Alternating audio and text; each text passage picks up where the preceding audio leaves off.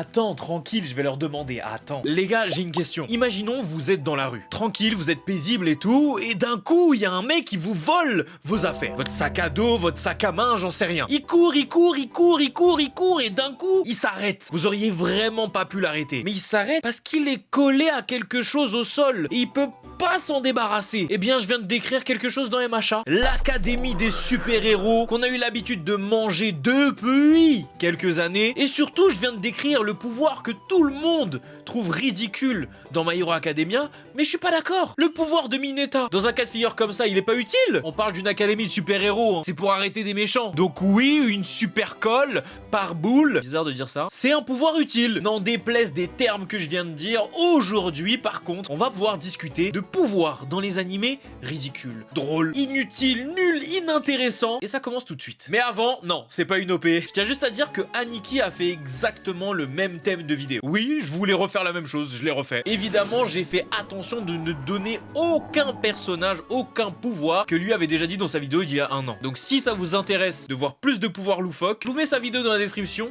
Allez checker. Le pouvoir de la tarte. Doro et Doro. Il va y avoir des noms bizarres, je vous le dis tout de suite. Dans un monde post-apocalyptique entre deux dimensions, Hall, la décharge humaine, et le monde des mages. Eux, les mages, ils en ont rien à foutre, ils traversent les dimensions, ils se TP, grâce à des portes magiques. On suit Caïman, qui est un homme à la tête de reptile, qui a une force de baiser. Il cherche à retrouver sa mémoire parce qu'il y a un mage qui lui a effacé. Il a également accompagné de Nikaido, et leur but, c'est de traquer ces mages-là pour découvrir son identité originelle. Mais sur leur route, ils vont croiser Fukuyama. C'est un serveur à qui il sauve la vie. Il est jeune, enthousiaste et décontracté, et il idolâtre Tanba. Tanba, c'est juste en fait le mec qui gère le resto dans lequel il bosse. Mais bon, s'il pouvait lui sucer... Ah non, ok, je me calme. En plus de l'idolâtrer, il aimerait améliorer sa magie, mais pas n'importe quelle magie. Il est dévoué et travailleur et essaye au maximum de protéger les autres. Et il est bienveillant, il utilise ses pouvoirs uniquement en cas de légitime défense. Bon, le pouvoir pour le coup il est pas inutile, mais il est méga ridicule. Il ose pas l'utiliser contre des humains, mais juste vraiment contre des gens qui font le mal. Il peut transformer n'importe qui en tarte à la viande.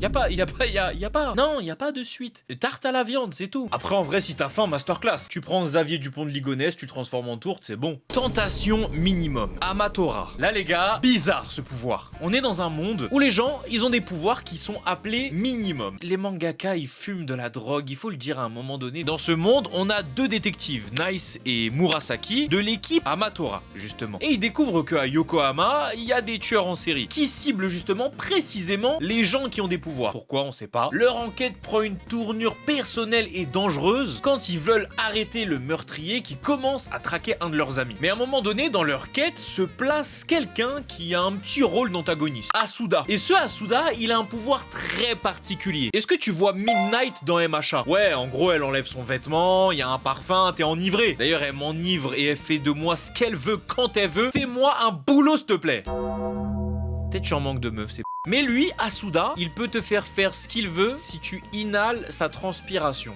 Ouais, si en gros il sue et que tu sens sa sueur, bah tu tombes sous son charme, genre. Et il peut l'utiliser que quand il fait de l'exercice. Sinon, toi, ça va dans la vie de tous les jours, les cours, tout ça, c'est cool?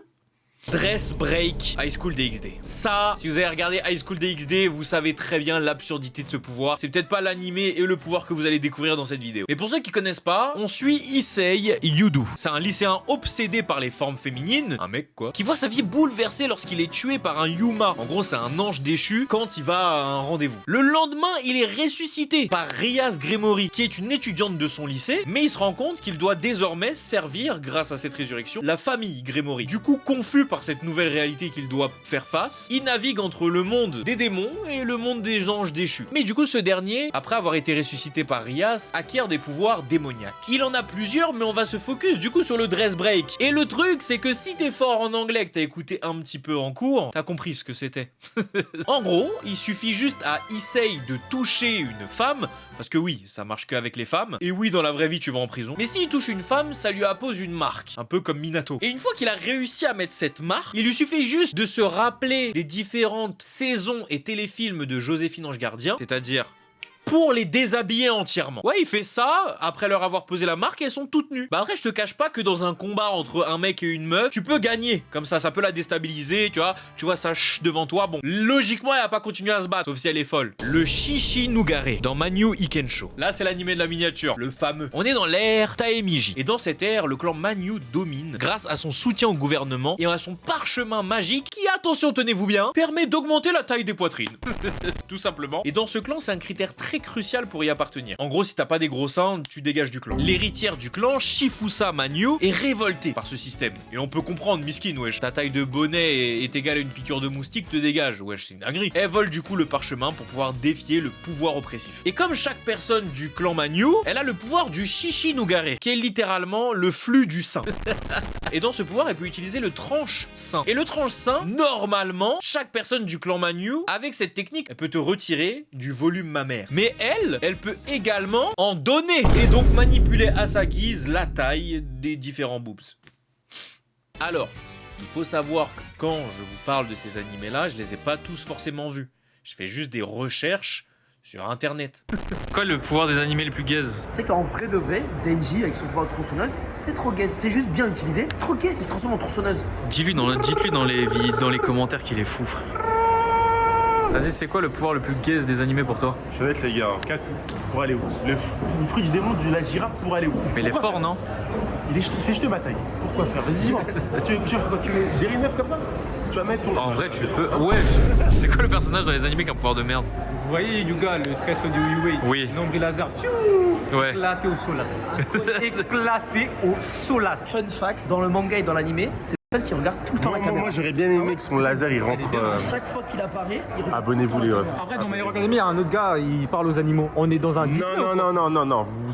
C'est quoi ces pouvoirs? Là, on peut être sûr qu'il y a de la drogue qui est dans les mangaka. On aurait pu évidemment citer des pouvoirs dans Bobo Bobo, même si j'en ai parlé la semaine dernière. Vous l'avez compris, il y a des gens qui jouent avec leurs poils de nez, frère. On aurait pu citer une meuf qui balance du lait corrosif avec ses seins. C'est pas une blague, c'est pas une blague vraiment. Enfin, vous savez déjà où mettre le reste des pouvoirs les plus inutiles, drôles ou autres dans les commentaires, bien sûr. Merci d'avoir suivi cette vidéo-là. Faites attention, les filles, à pas vous faire voler des seins. Ce serait dommage. Merci à tous, c'était Mino. Jana.